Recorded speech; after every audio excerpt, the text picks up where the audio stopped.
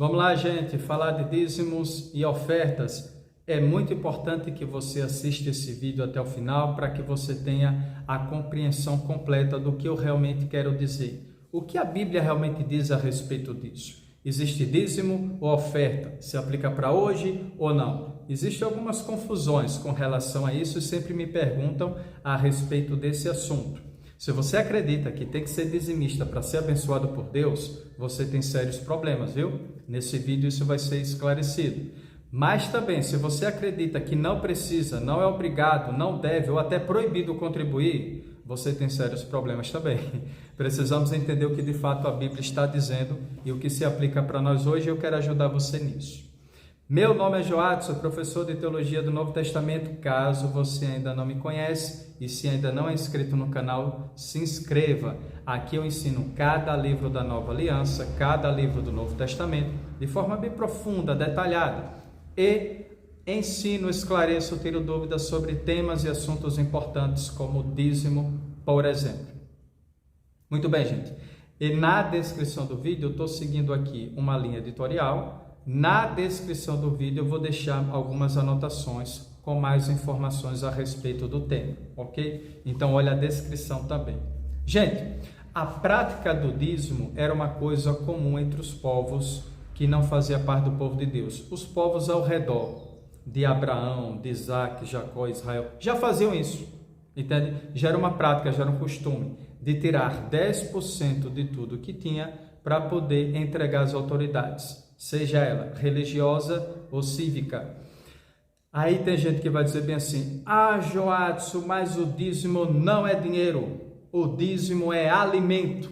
Nossa, descobriu uma coisa fantástica, né? O mundo agora não vai mais ser o mesmo, dízimo não é dinheiro. Gente, é tudo a mesma coisa. Naquela época, a troca de moeda era quase nula, quase não existente. O que se trocava era uma madeira por uma roupa, uma comida por uma prata por ouro, sei lá. O que era troca, era troca. Então, de tudo que você tivesse, o que é que você tinha? Você tinha o que plantava, você tinha o que pescava, você tinha o que produzisse, entende? Então, o material de troca era, claro, alimento, que era o que eles mais tinham em abundância, mas o significado é o mesmo. O que é mais fácil? Você em fazer uma cesta básica para ajudar alguém, ou você dá a ele o dinheiro para ele poder comprar os alimentos que seja mais apropriado para ele, né? Eu vou falar um pouquinho mais na frente sobre a ajuda aos levitas, mas o dízimo era para ajudar os levitas. Os levitas não só comiam, existia uma série de vestimentas que eles tinham que usar, vários tipos, várias cores, então eles ganhavam essas vestimentas. Agora imagine hoje, você vai ajudar um pregador, por exemplo. O que é mais fácil? Você dá ele o dinheiro para comprar o tênis ou você comprar o tênis e dar para ele? Você dá um salário digno, honroso, para ele poder sustentar a sua família, ou você está avaliando o que é que vocês estão precisando aí em casa? Tá, vou comprar tantas roupas, tantas cuecas, vou comprar tanta bermuda, está entendendo? Então hoje a economia é diferente, o jogo de troca é diferente, trabalhamos com dinheiro, ok? Então isso não é motivo para briga, para discussão, nem para criar doutrina. Não, dízimo tem que ser comida. Não tem essa regra na Bíblia. A regra é o dízimo. E o dízimo nessa época, de fato, era o que plantava, o que colhia, o que pescava, o que cultivava, entende? Quando tinha dinheiro, era dinheiro. No caso, prata, ouro, bronze, madeira. Mesmo sendo uma raridade isso acontecer, tá? Então não cria polêmica por causa disso não, que isso é besteira, isso é bobagem. Muito bem, mas vamos por partes. Então, era uma prática super comum entre o povo que não era do povo de Deus, nas redondezas, tirava 10% do que produzisse para ajudar, para contribuir com o trabalho das autoridades e da liderança religiosa. E eu explico mais um pouquinho disso mais na frente. Aí você vê Abraão dando dízimo a Melquisedeque, seguindo a prática, o costume. Você não vê isso como mandamento, como doutrina, orientação de Deus, partiu dele. Provavelmente ele vem da prática, a prática é uma coisa muito boa, então ele fez isso. né? Então, Melquisedeque era um sacerdote do Altíssimo, no caso, Deus de Abraão. Então, perceba que Deus não se comunicava unicamente, exclusivamente com o povo de Israel.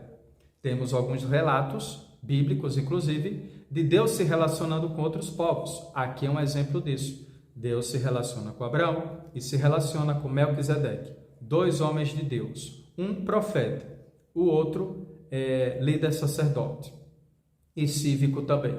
Abraão se viu no dever de tirar 10% de tudo que conseguiu da guerra que ele acabou de vencer e entregar a Melquisedeque, isso foi justo. Muito bem. Em Levítico, capítulo 27, versículo 30, vemos Deus instituindo essa lei do dízimo. O dízimo agora passou a ser obrigatório. Até antes não. Até antes parecia que nem era praticado ou comum, algo assim do tipo, tá? Eu vou colocar na descrição do vídeo mais detalhes sobre isso. Mas a partir do momento de Moisés, Levítico 27, então é obrigatório. Você tem que tirar 10%. O dízimo tinha basicamente 3 propósitos. Ele ajudava o próprio ofertante. Quando você dava o dízimo, se você tivesse necessidade, precisando, você mesmo ia ser beneficiado por isso. O dízimo era para alimentar os levitas, os sacerdotes. Quem são os sacerdotes? São os homens que se dedicavam no templo a cultivar a adoração, a adorar a Deus, a interceder pelas pessoas. Eles estudavam a palavra de Deus, ensinavam o povo, orientavam, aconselhavam, guiavam o povo espiritualmente. Entende? Então eles precisavam ser sustentados. A dedicação dos sacerdotes, dos levitas, era às coisas espirituais, para ajudar o povo a não se desviar da fé. Então eles ficaram proibidos de trabalhar secularmente.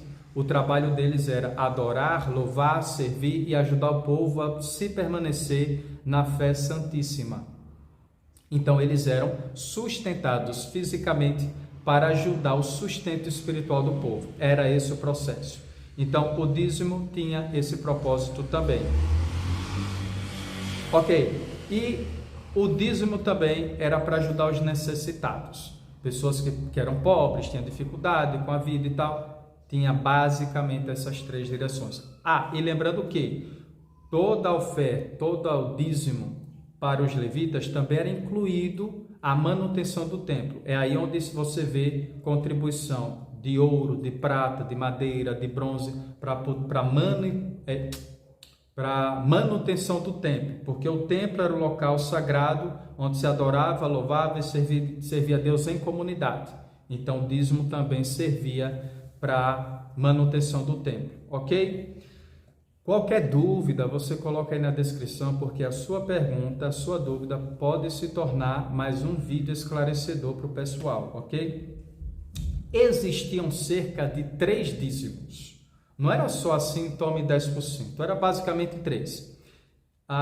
O dízimo aos levitas, ou seja, para sustentar a liderança espiritual, era uma coisa específica. Você separava os dízimos dos levitas, você vê isso em Levítico 27.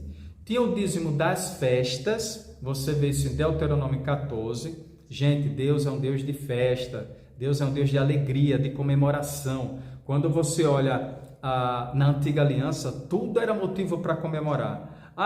O povo de Israel passou alguns tempo nas barracas, festa das barracas, festa da lua nova, saiu do Egito, festa da Páscoa, entende? Então tudo era motivo para comemorar e tal. Vamos quebrar essa imagem de que o cristão fiel é aquele que sempre está com o joelho dobrado, orando, com a cara triste, chorando, porque a vida é difícil, e mesmo sendo difícil, ele não abandona a fé. Gente, ser cristão não é só isso não.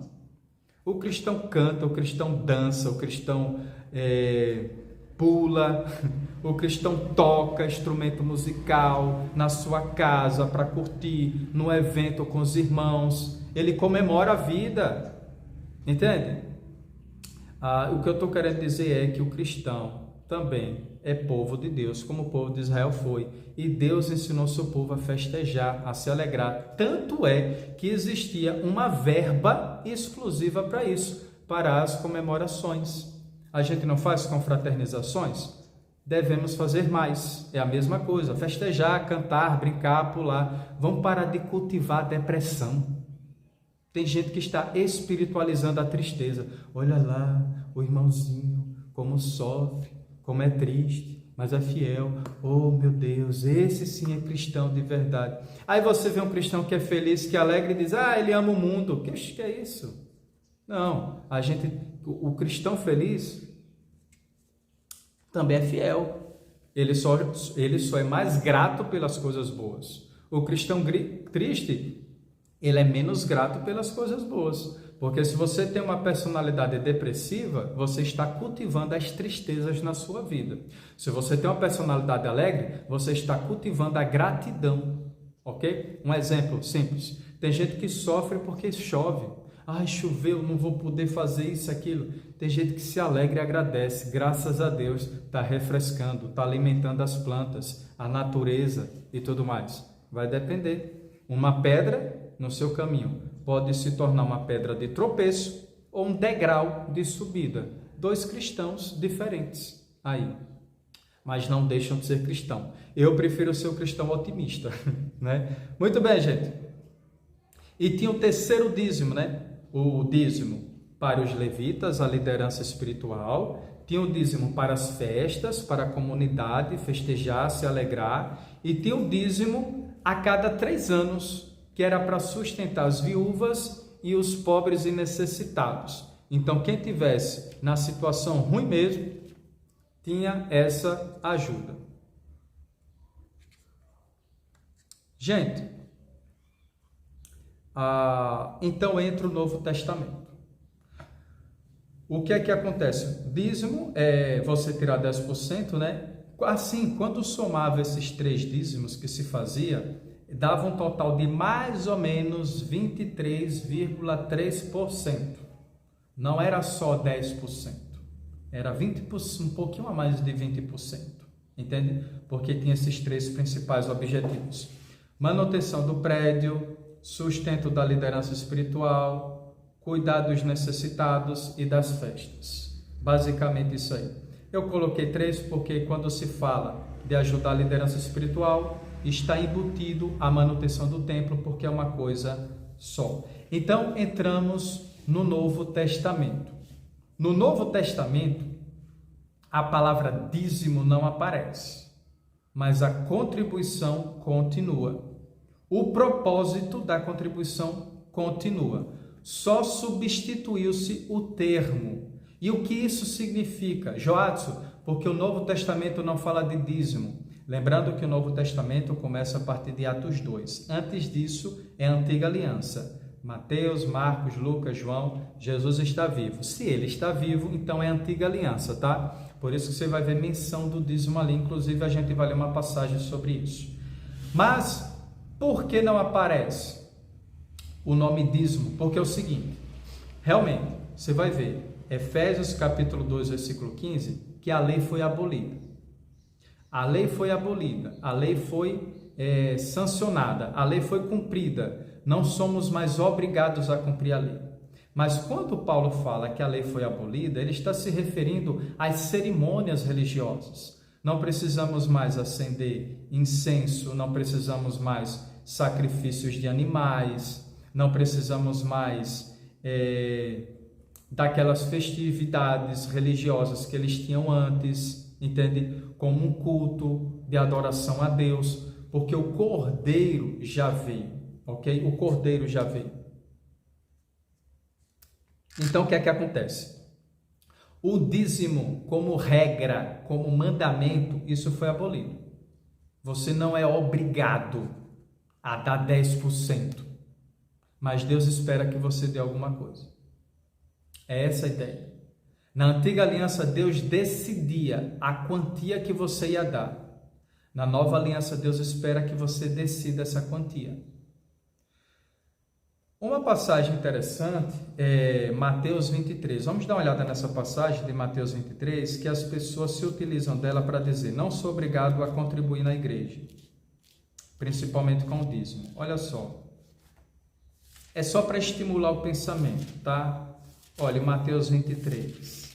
Mateus 23, versículo 23, Jesus diz assim: ai de vocês, escribas e fariseus hipócritas, porque vocês dão dízimo da hortelã, do endro e do cominho. Veja que é tudo alimento, né? Dízimo, o Antigo Testamento diz que você tem que dar o dízimo de tudo que é produzido na terra. Aí Jesus está mencionando isso: hortelã, endro, cominho. Mas vocês têm desprezado os preceitos mais importantes da lei. Olha os preceitos mais importantes da lei: a justiça, a misericórdia e a fé.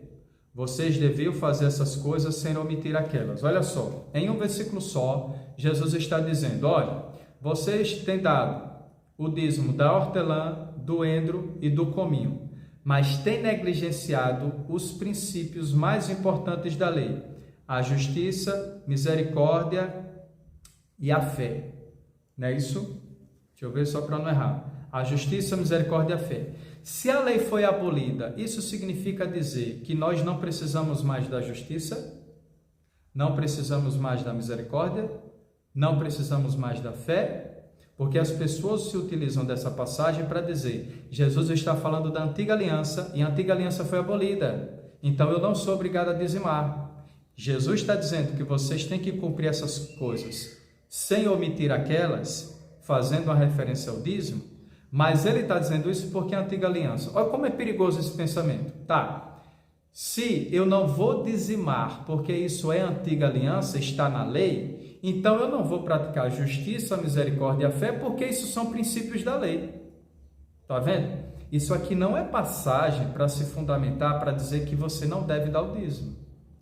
Mateus é a antiga aliança? É. Jesus está ensinando a lei? Está. Se aplica para nós hoje? Os princípios se aplicam. Entende? Nem tudo da lei foi abolida. O que foi abolido? Porque a justiça continua na nova aliança, a misericórdia continua na nova aliança, a fé continua na nova aliança e o dízimo, com outro termo, continua na nova aliança. Como assim, Joadson, o dízimo continua? Porque na nova aliança o termo usado é contribuição, oferta. E o que significa? Não é Deus que vai determinar a quantia que você vai dar, mas Deus espera que você dê alguma coisa. Por isso que ele fala oferta. Espero que esteja bem claro isso, porque dá uma confusão danada. Tem gente que se utiliza desse versículo de forma muito errônea. Muito bem, temos que ter cuidado com o que de fato foi abolido, tá? Porque a necessidade da antiga aliança ainda continua na nova. Vamos dar uma olhada aqui.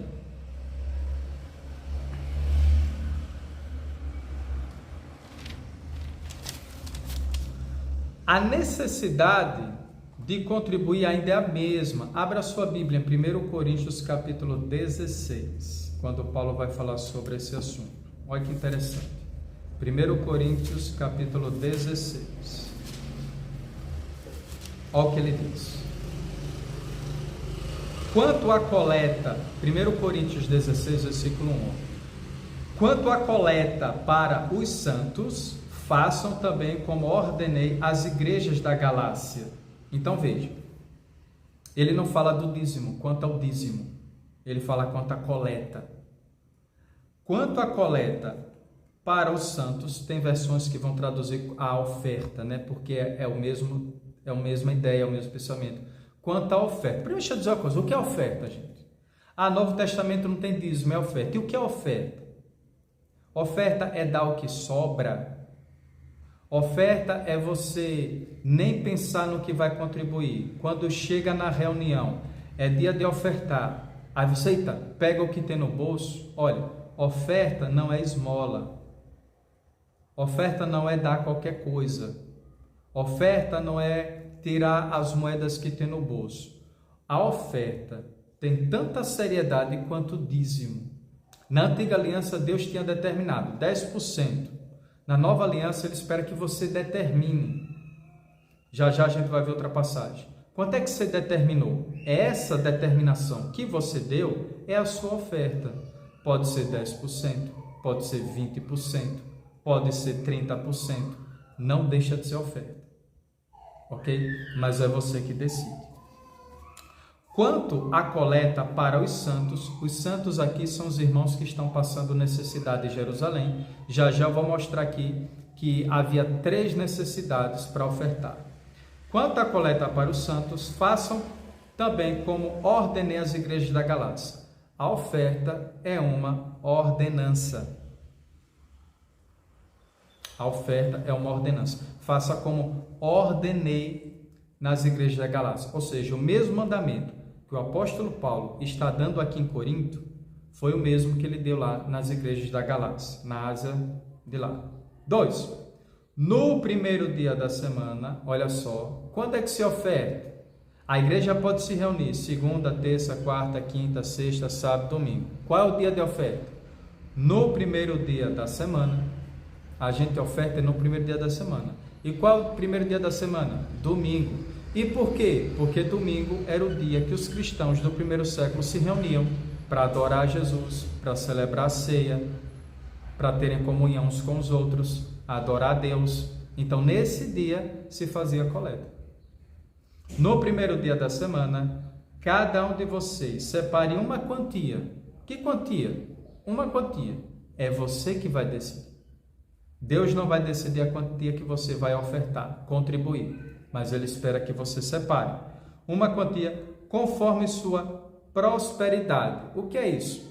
Se você é alguém próspero, se você é rico, se você tem muitos bens, então você vai ofertar conforme a sua prosperidade. Se você é uma pessoa menos próspera, se você tem menos bens, se você tem menos recursos, você não vai deixar de ofertar por causa disso. Você vai contribuir com menos, mas vai contribuir. Ok? E vá juntando para que não seja necessário fazer coleta quando eu for. Porque Paulo ia passar por lá e quando ele chegasse, ele esperava que a oferta, que a coleta já tivesse sido feita para que ele pegue esse montão de dinheiro aí e leve para ajudar aos irmãos. Pronto. Isso aqui é um exemplo para a gente entender sobre coleta. Vamos ver outra passagem? 2 Coríntios, capítulo 9. 2 Coríntios 9. Em 2 Coríntios, capítulo 8 e capítulo 9, o apóstolo Paulo está falando de oferta. Eu não vou ler o capítulo todo, você lê aí em sua casa, né? Mas 2 Coríntios, capítulo 8 e capítulo 9, ele está falando da generosidade. Entendeu? Da generosidade dos irmãos da Macedônia. Ó, vamos ler o capítulo 8, vai, ó. 2 Coríntios 8, versículo 1. Também, irmãos, queremos que estejam informados a respeito da graça de Deus que foi concedida às igrejas da Macedônia, porque no meio de muita prova, de tribulação, manifestaram abundância de alegria e profundo prazer deles transbordou em grande riqueza de generosidade. Por quê? São irmãos pobres, necessitados, estão sendo atribulados, mas eles não queriam deixar de contribuir para ajudar os irmãos que estavam passando fome em Jerusalém. Tá vendo? Então Paulo nem queria passar por lá, porque eles já estavam necessitados também. Mas ele, não, nós queremos contribuir. Essa igreja entendeu a graça. Olha o que a graça de Deus fez na vida deles. Quando a gente entende a graça de Deus na nossa vida, a gente vê a importância de contribuir com esse trabalho. Fica até o final do vídeo que tem muita coisa ainda para falar, importante de se entender. Olha como eles eram dedicados em contribuir. Essa coleta aqui é para ajudar os irmãos necessitados, tá? Mas tem outras.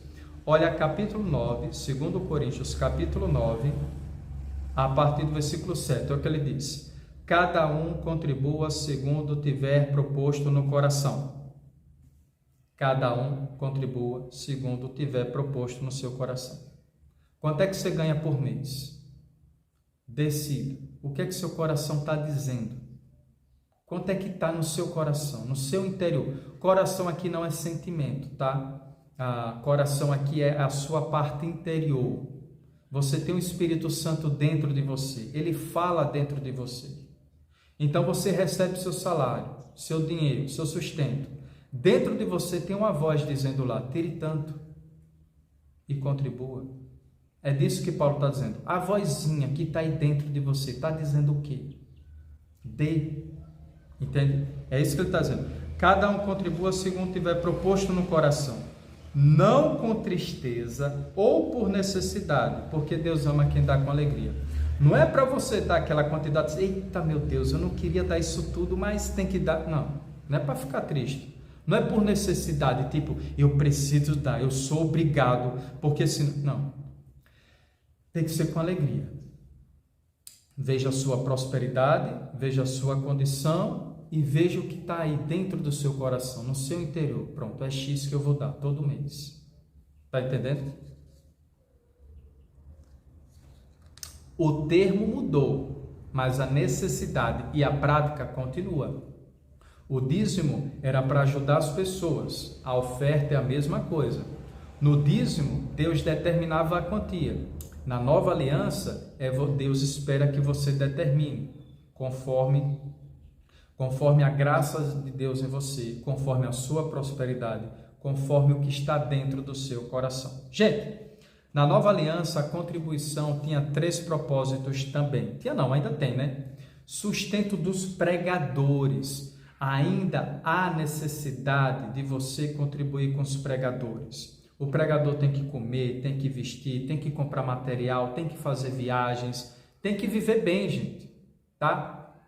A Bíblia não diz que é para a igreja enriquecer o pregador, mas a Bíblia não diz que é para a igreja empobrecer o pregador, entende? Ele tem que viver bem. O trabalho do pregador é a pregação. Tem gente que parece que não é convertido, mas tem gente que chega a dizer... O pregador tem que trabalhar, mas a pregação é o trabalho dele. Ele está ali para estudar a palavra e orientar as pessoas a entender cada vez mais a palavra. Vamos ver essa passagem, vai. 1 Coríntios capítulo 9. 1 Coríntios 9, a gente está em segundo, né? Olha só que coisa interessante. 1 Coríntios 9, o capítulo todo, Paulo está falando da necessidade do pregador ser sustentado pela igreja. Aí ele vai dizer que não se utilizou desse direito com a igreja em Coríntio e isso prejudicou um pouco o ministério dele. Mas olha o que ele vai dizer aqui, ó. 1 Coríntios 9, versículo 14, olha o que ele diz.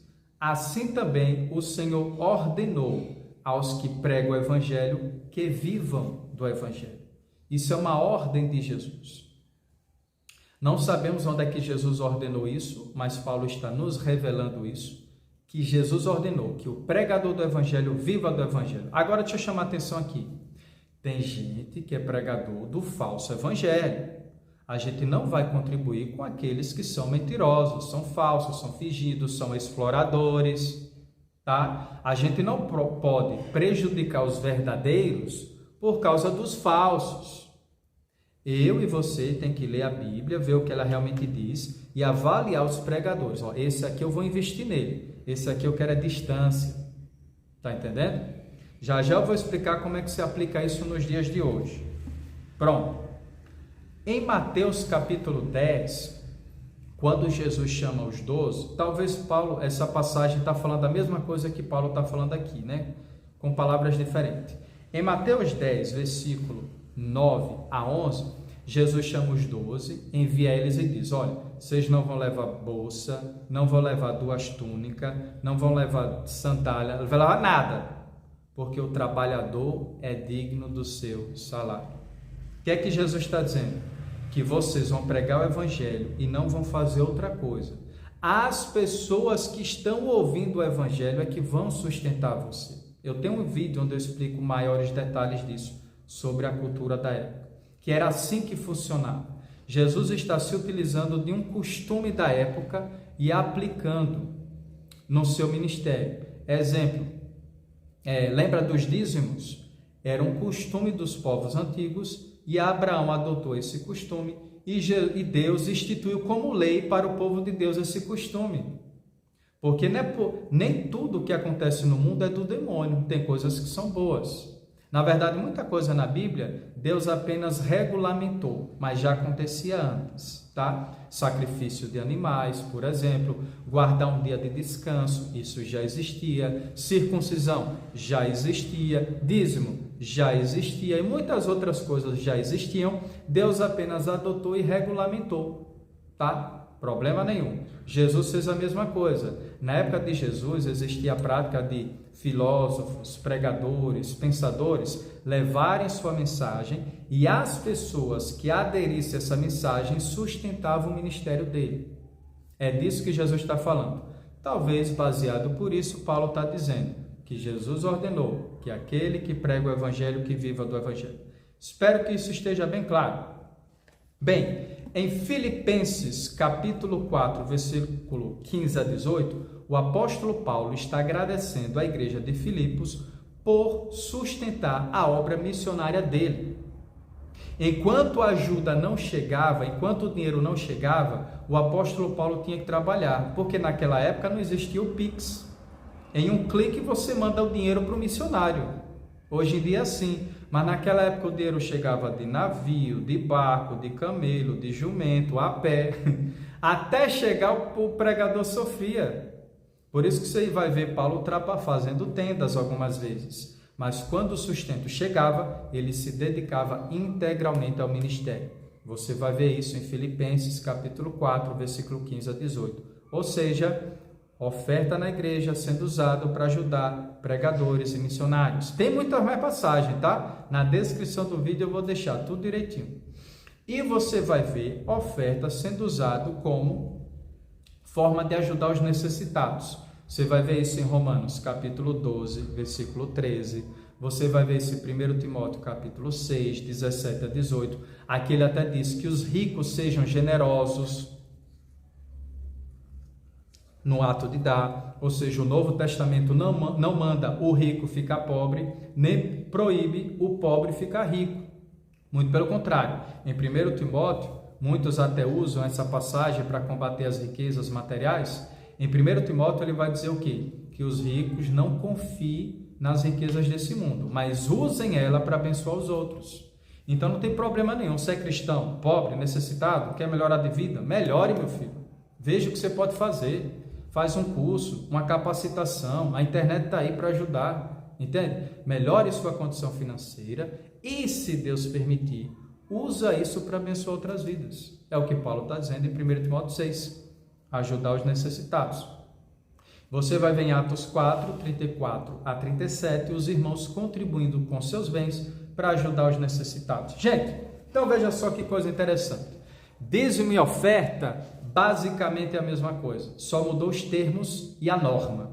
Na antiga aliança era uma ordenança direta de Deus ao seu povo para tirar 10% do que era usado para tirar 10% para ajudar os levitas, para ajudar os necessitados e para... Eu esqueci o outro. Deixa eu dar uma olhada aqui. Ajudar os... E as festas, olha, tá vendo como é que vai esquecer, momento de alegria.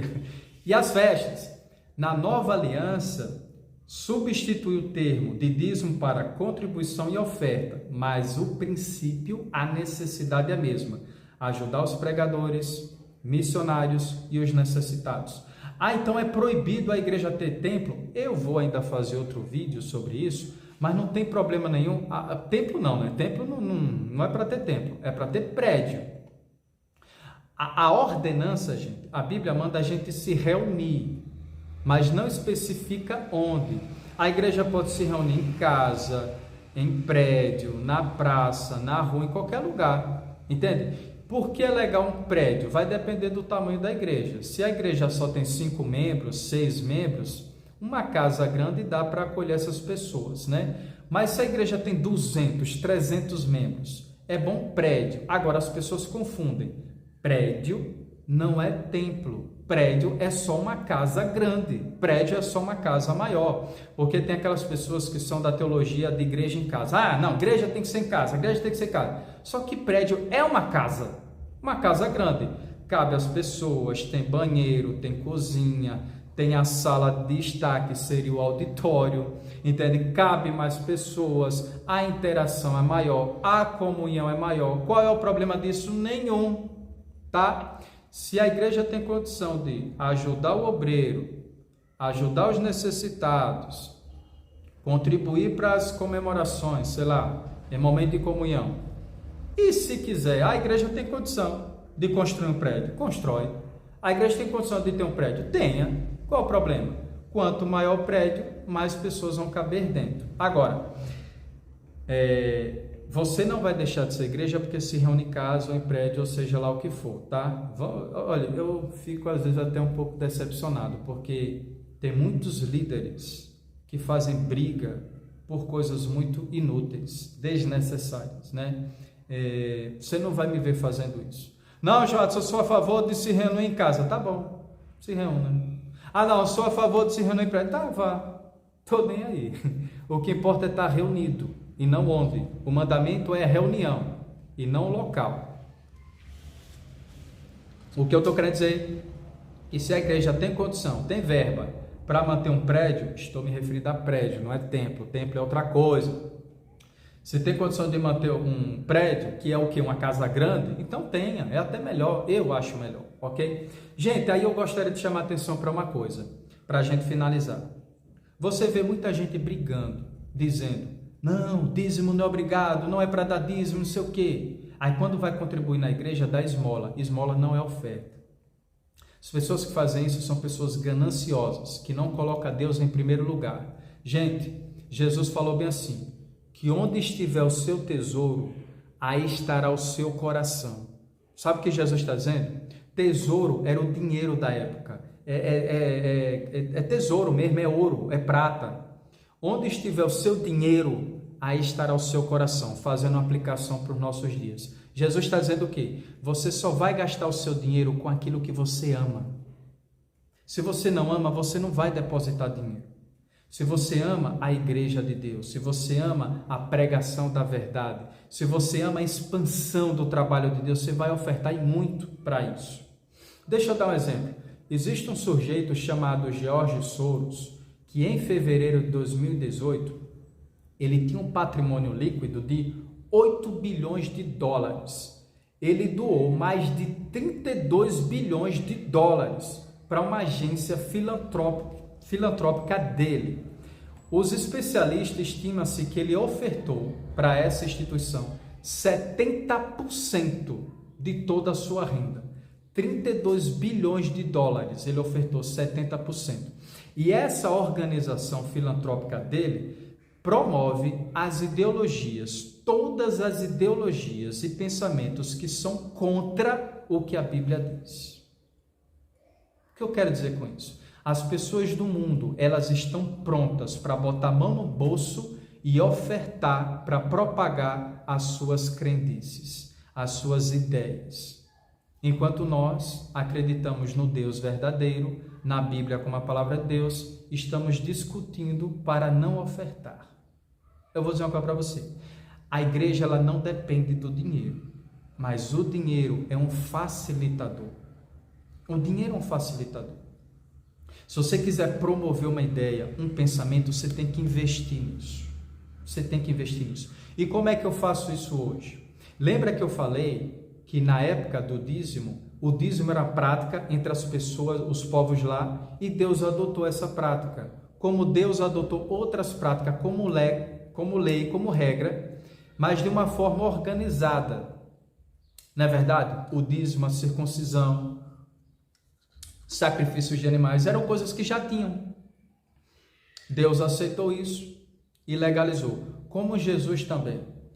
Na época de Jesus já existia a prática dos pregadores serem sustentados por aqueles que recebem a pregação. Jesus aderiu isso. O apóstolo Paulo ensina isso. Então hoje os pregadores estão na internet. A internet tem esse poder da gente contribuir com eles. Como por exemplo, se você assiste um vídeo de um pregador, só assistir, você já está promovendo o trabalho dele na internet. Porque quanto mais você assiste, mais o YouTube divulga. Se você curte e comenta, você está promovendo mais ainda. Às vezes, esse pregador, ele tem um livro, ele tem um e-book, ele tem um curso. Se você compra, você está contribuindo financeiramente para ele pegar esse dinheiro e investir no ministério dele. Da mesma forma também, tem os falsos pregadores, tá? Você precisa ter cuidado.